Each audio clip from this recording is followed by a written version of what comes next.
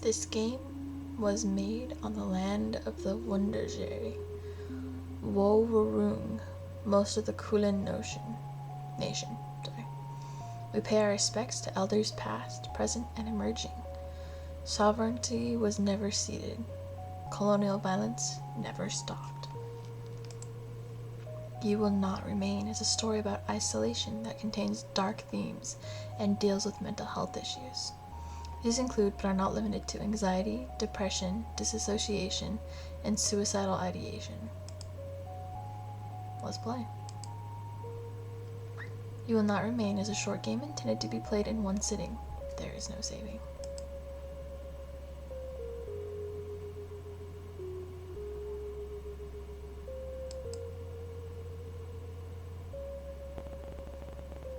It's time to wake up.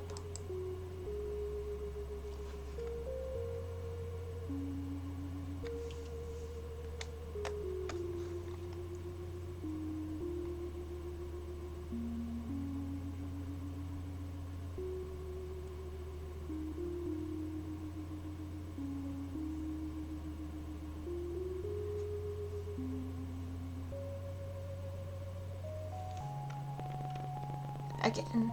How many more agains will you have? How long have you been here? Doesn't matter?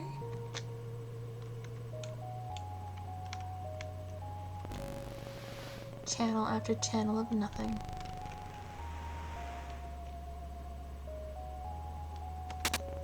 You still have plenty of grounds. An instant when you're depressed. You haven't even gone through all the apartments on this floor. Making it as much ritual as it is comfort. You cradle the cup in your hands, warmth seeping into your fingertips. It grows cold as you stare into the sink, the ceiling, the strange shapes your hands make around porcelain. You pour it down the sink, wash the cup before putting it away. Maybe tomorrow will be easier.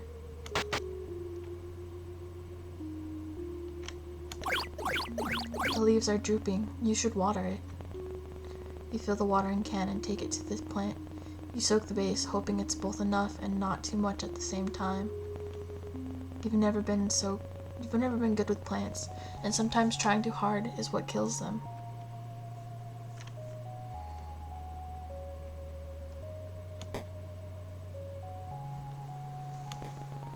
Is it getting bigger, or was it always that size? If you were prone to poetry, you'd almost say it was beautiful in a fatalistic sort of way.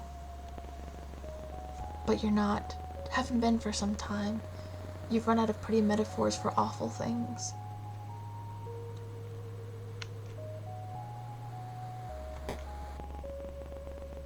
There's not much else to do. You could walk circles around the apartment, or you could go back to bed. Bark, bark. Is that a dog? Impossible. It's been weeks since you've been stuck here. You would have surely heard it before this.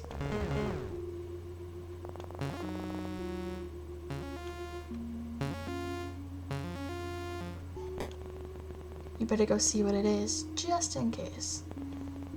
Come on, open the door. You know you can. Can't you? You can do this. Come on. Like saying the words will help. Just do it. It's wrong. Everything is wrong. You don't belong here. You need to get back inside. It's only down the hall. You can do this.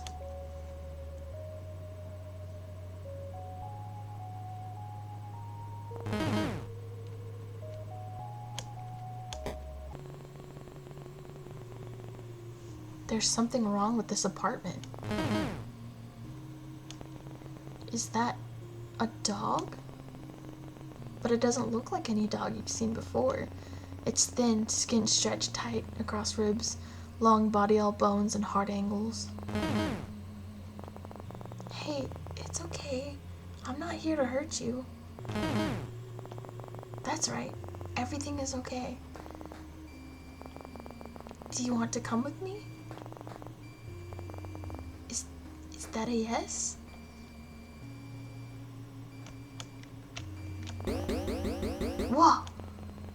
The dog jumps forward before you can react. You brace for pain and instead feel the drag of its tongue across your chin. It pants happily as it tries to lick every inch of your face. Whoa, down. It drops to all fours, looking obediently up at you, tongue lolling out of a mouth bisected by wickedly sharp teeth. Well, it's this way, I guess. You're glad to leave. Something is wrong here. A new kind of emptiness. No bed, no chairs, no life. How did the dog even get here? When the two of you leave, it would be like nothing has ever been here at all. The dog follows at your heels, nose sniffing furiously at the air. Just a little further.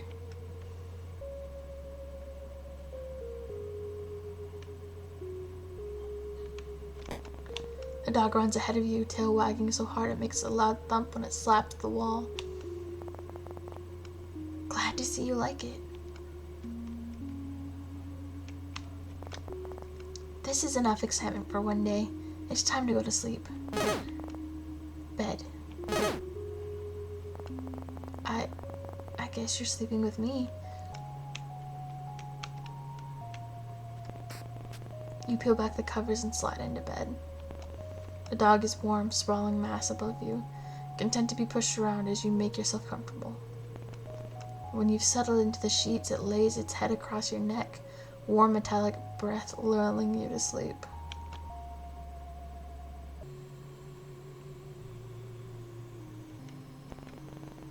You're dreaming again. You remember being worried about her. You remember waiting anxiously at the door. You remember how the apartment still smelled of her for weeks, the sweetness of her perfume lingering in the sheets. They don't smell like her anymore.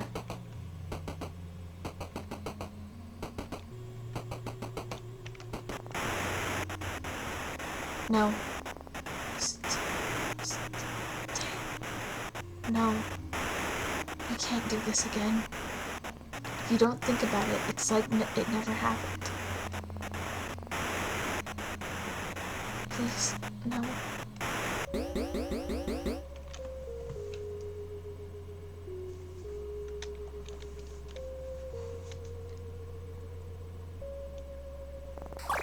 Okay, I'm up. That's certainly one way to be woken up. You can't complain though, not when it saved you from... Right.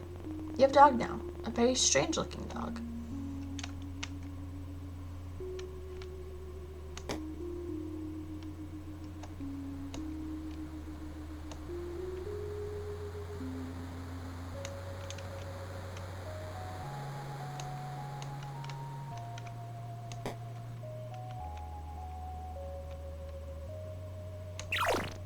You get at water, then fill the bowl with what's in the fridge.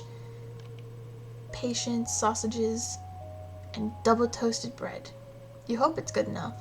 When you set it down, the dog lunges desperately towards the food.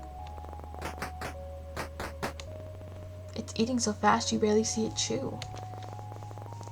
You better not throw that up. You make coffee just like every other morning. You cradle the cup in your hand, staring at the walls and the cage of your fingers around the cup until the liquid cools, just like every other morning. But this time something is different.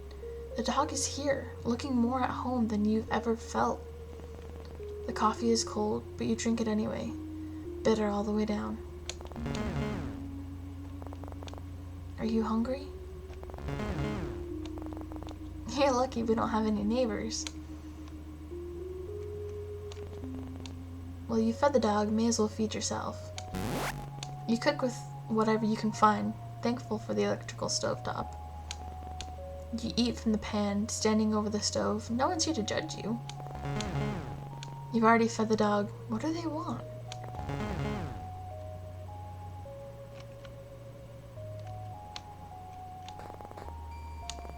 You want to leave?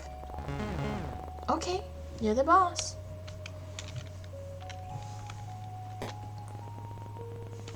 easy to manage the terror that climbs up your spine when the dog is so happy to be outside. Where are we going? Hold your horses!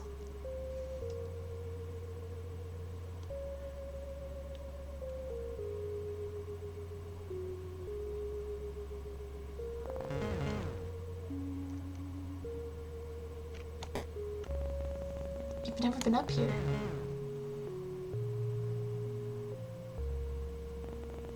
Oh, it's... You're worried if you stare too long you might fall in. The dog stares at you, imploring, and for a moment its eyes flash violence. No, you're imagining things. It's just a dog. Throw the ball. Message received.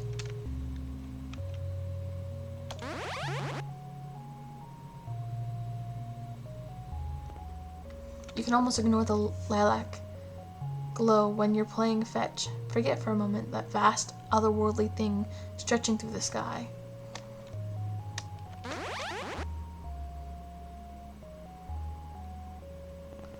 The dog doesn't seem worried about it.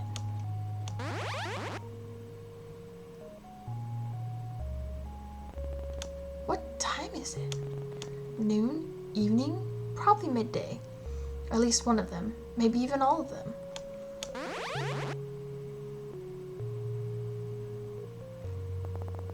I think that's enough for one day. We can come back tomorrow.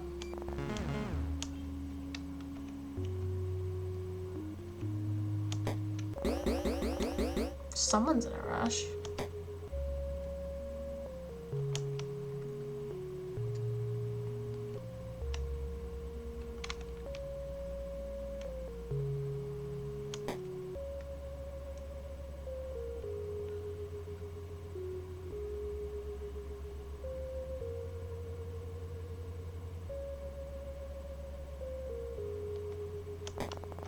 Didn't take you long to figure out home. The dog looks proud of itself. Okay then. You're so tired. When was the last time your lungs had tasted fresh air? You can't remember. I'm sorry. I think that's all I have for today. I guess this is my life now.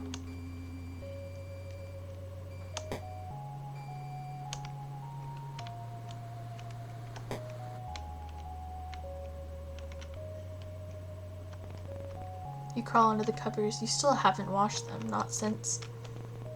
The dog lays on top of you, heavier than expected, seeing as its skin and bones.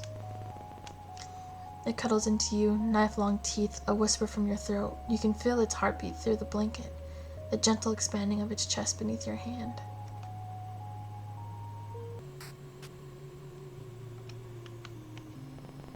You wish this was over.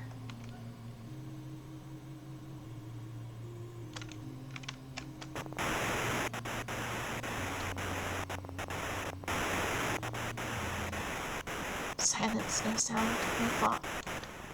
You type in her number into your phone. You know it off by heart. The sound of the buttons are a familiar melody. It rings out.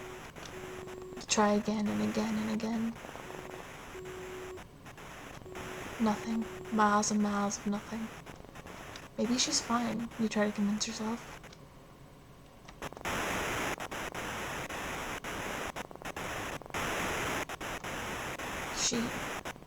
She has to be inside. Maybe already downstairs, just in time. Just in time.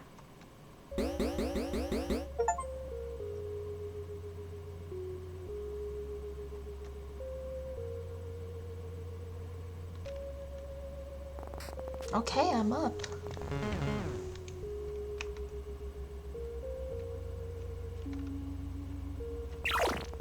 Here you go. You're slowly getting used to living with the dog. How long has it been now? You can't remember. You should probably name them. First things first, coffee. You make it. Hold the cup until the liquid cools. You look down at it, worn in your unfamiliar hands. You pour it down the sink. You win some, you lose some. What's your name?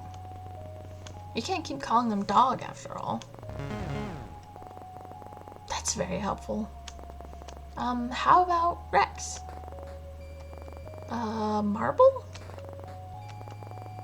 Marble sink? Gas stove?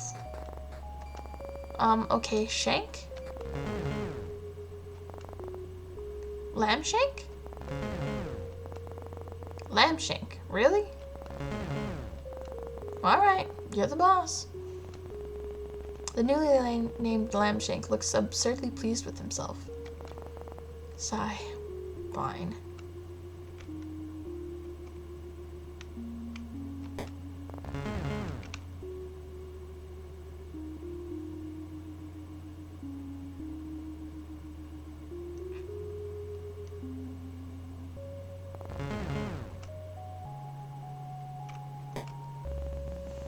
Nothing has changed. The sky is, it's there, don't think about it.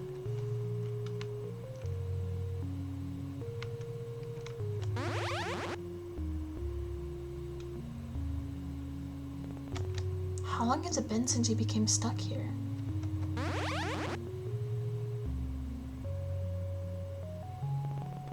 Someone could tell you it had been weeks, months, or years, and you'd believe them. It's not like you can see the sun anymore. Sometimes you forget what other people look like, the way their skin feels, how the muscles in their backs shift when you hold them. Just the thought of touching someone makes your skin crawl. You feel claustrophobic and desperate at the same time. Wrong.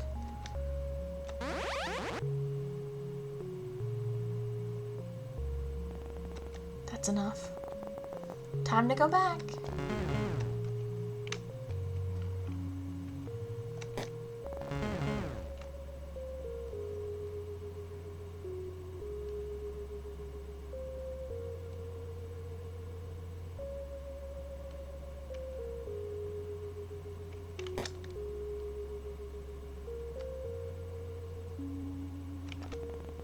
You should eat something. But maybe you shouldn't. You only ate 5 minutes ago, right? Or was it 5 days? Do you think I should eat lamb shank? Okay, good call. You cook a meal of whatever you can find and eat it over the stovetop. I'm coming.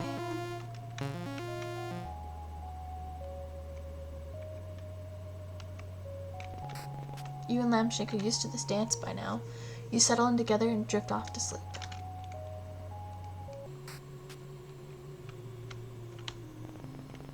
You do anything to wake up, but that isn't how this works. The sky? What's wrong with the sky? What could have possibly happened to the sky?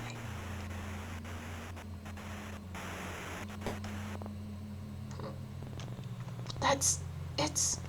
How? It hurts to look at it. It's wrong. Not made for this world, but somehow captivating all the same. But why? Maybe you're imagining things. You must be. This isn't real. This can't be real. A fever dream, surely. If you go back inside, the world will return to normal. It has to. She'll come home, and everything will be this way it always was.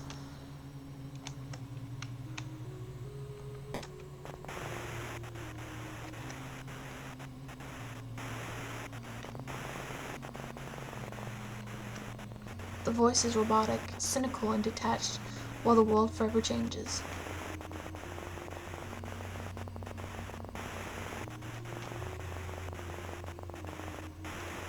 No.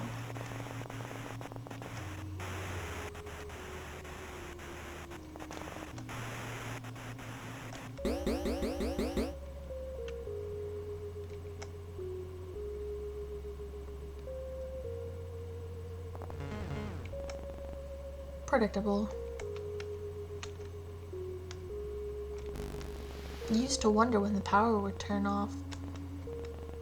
You don't wonder about much of anything anymore. It's time to feed Lambshank.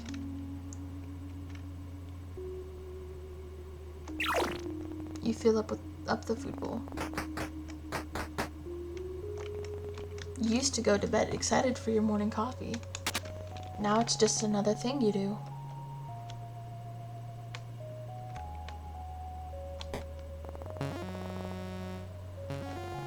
Lambshank likes it on the balcony.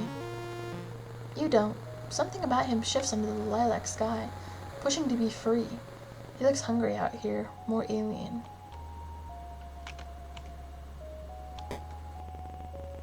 Lambshank has decided it's time for fetch.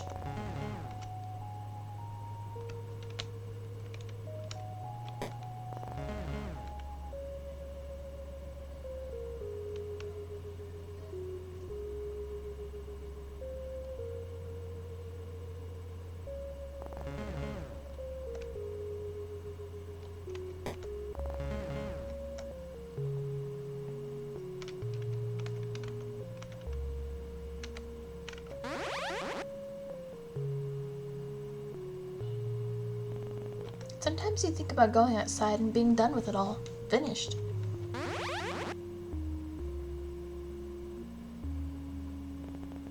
But you have Lambshank now.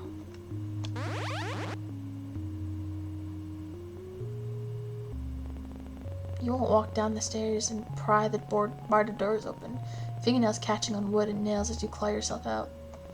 No, you'll stay here.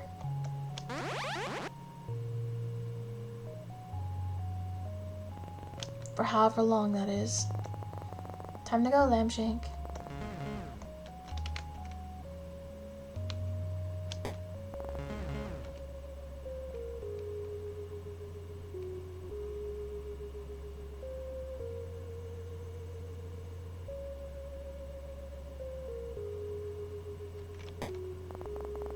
Time for bed? Huh? That's weird. You can hear something.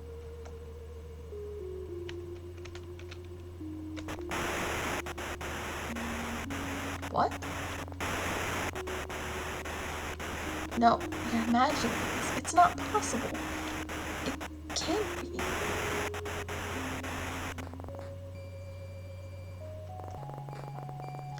Hey, it's okay. I'm okay. Are you? Lambshank's eyes are wide, body trembling above yours, scared. You've never seen him like this before. Did the radio frighten him? Everything feels so fuzzy.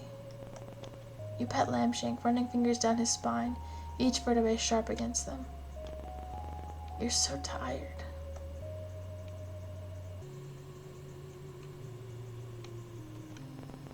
What should you do now?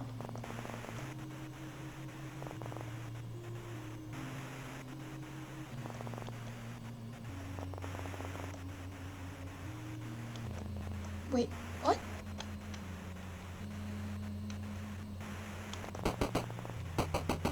Please let me in. She's here. She's safe. You have to let me in.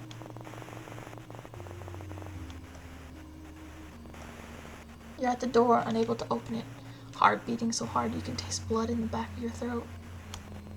You want to let her in. You do. But nothing feels real. Everything feels real. You try to move to open the door, but your body isn't responding. It's like watching someone else, like you're no longer there, like you're watching yourself, like someone else would watch you.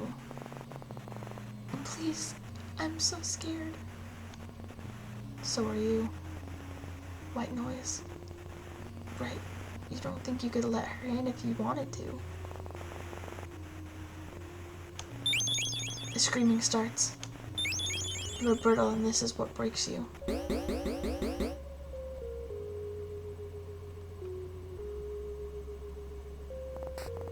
I'm up, Lambshank, I'm up. Is anything real? Is anything real? Real or not, you need to feed Lambshank.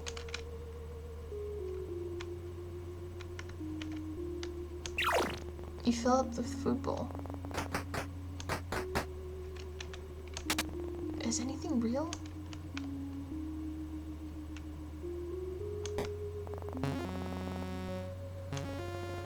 Is anything real?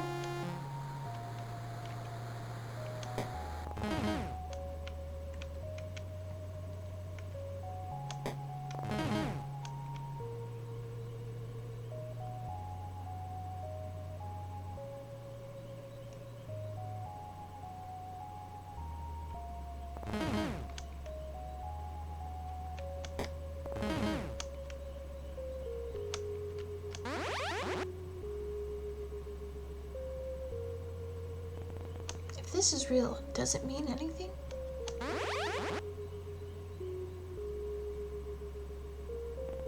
And what's worse, that this isn't real? Or that it is and means nothing at all?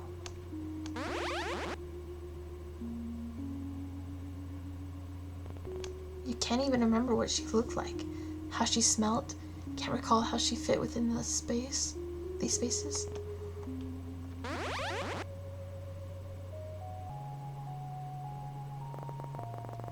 Time to go, Lambshank.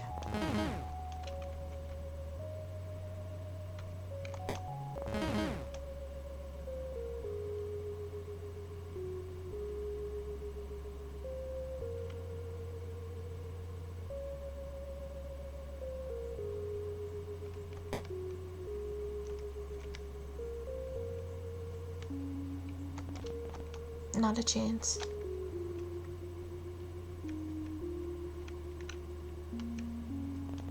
You pull back the covers to get into bed. You're already half asleep.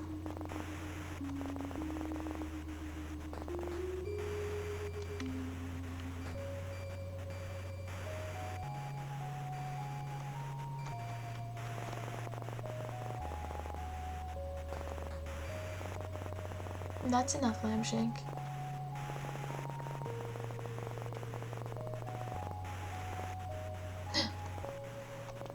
Lambshank, we might be able to leave.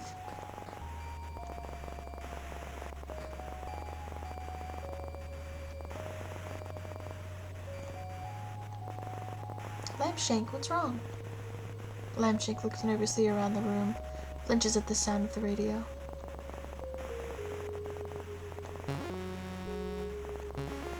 It's okay. Let go to bed. Everything is going to be okay.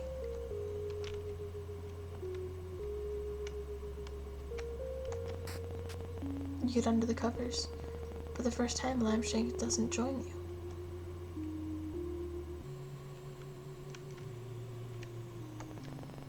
Is anything real? Anything but this. You can't open it. You turn your back against the door, then slide down until you're a pile on the floor. The screaming continues, on and on and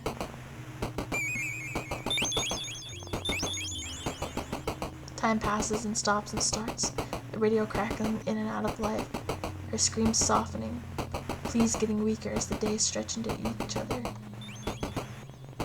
2 weeks later, the radio goes quiet. So does she. Are you alone? White noise. Nothing but the ringing in your head. Somehow the silence is worse than the screaming.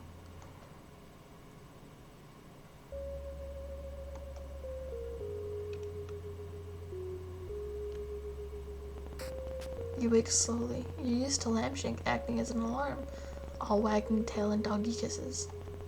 He's across the room, staring out in the balcony door at the sky above. Your dreams always return to her, though each time the memory is fuzzier, worn by time.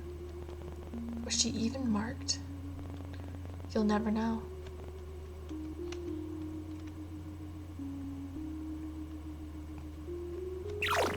You fill the bowl, but Lambshank doesn't come running.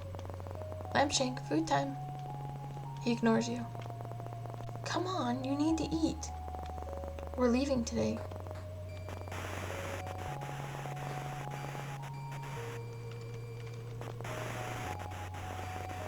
It's time to go. No, you can't. Your stomach keeps turning over and over, like something is trying to escape alive. You leave it, the cup strangely lonely when filled to the brim.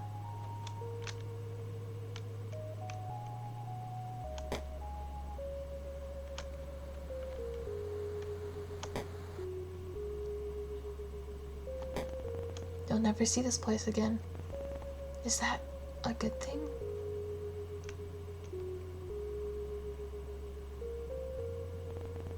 What does leaving this place mean?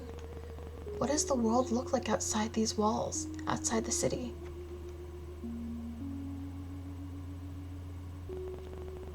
Do you still belong out there? With people in their soft skin, soft hands, soft hearts, will they now be as foreign to you as the sky?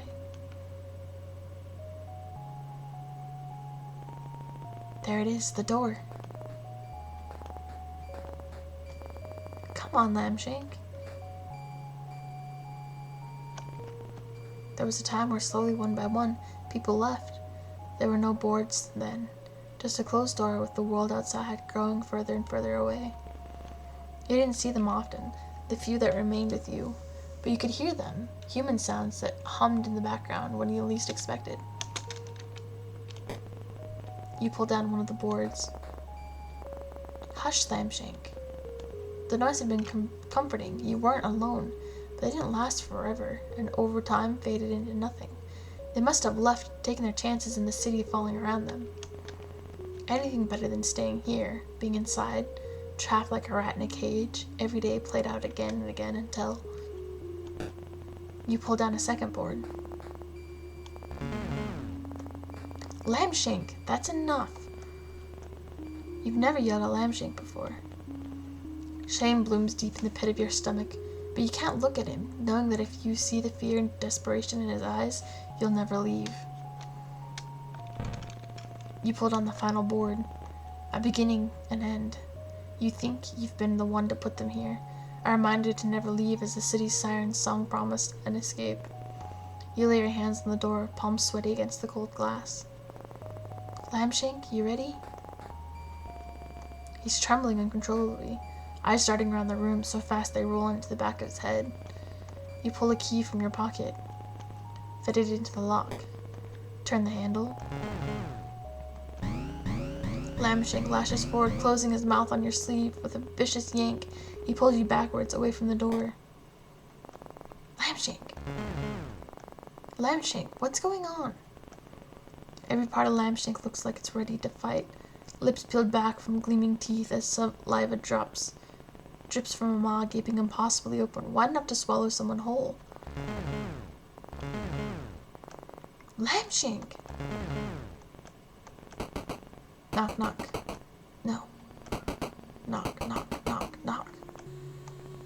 It can't.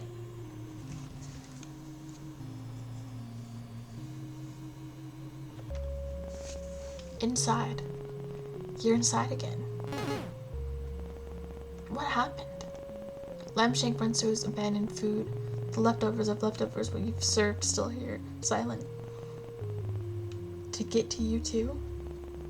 Did everyone else hear the radio? Follow its lure to the door? Lambshank happily devours the food, ghostly tongue scraping the dregs from the bottom of the bowl. Thank you, Lambshank. He jumps on the spot, proud to have protected you. Really, I mean it. Hold your horses. Nothing tonight, or maybe tomorrow, or maybe a week from now. You'll throw the radio from the rooftop. Lambshank was right to be afraid. Can you just go back to this in between life and fetch and half-consumed coffee?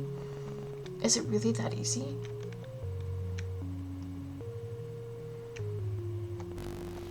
Nothing. You're not sure what you'd expect.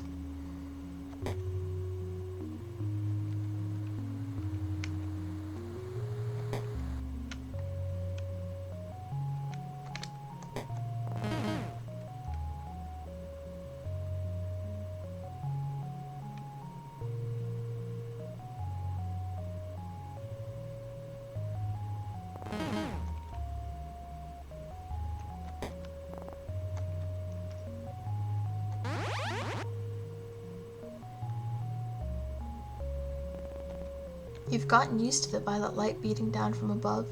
The creature seems satisfied, if such a thing is possible.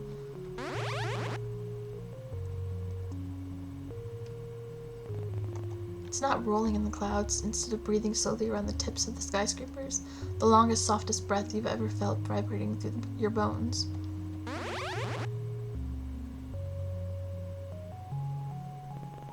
Is this it?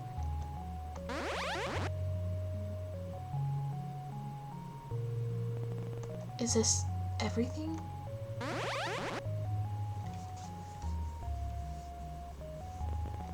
Is this where you must remain?